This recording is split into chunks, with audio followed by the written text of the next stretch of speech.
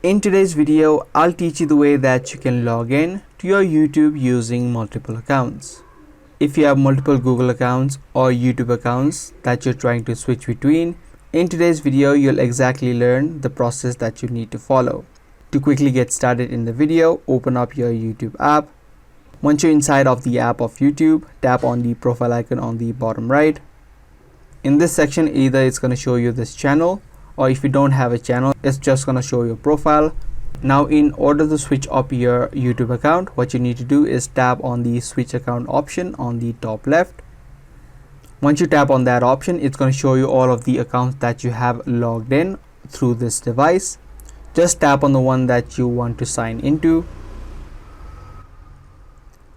And there you go. Just like that, you've now switched account.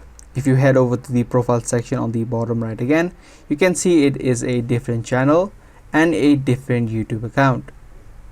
That's all it takes in logging into your YouTube with multiple accounts. If this video helped you out, make sure to let us know by giving this video a thumbs up, and also make sure to subscribe to this channel for more future videos just like this.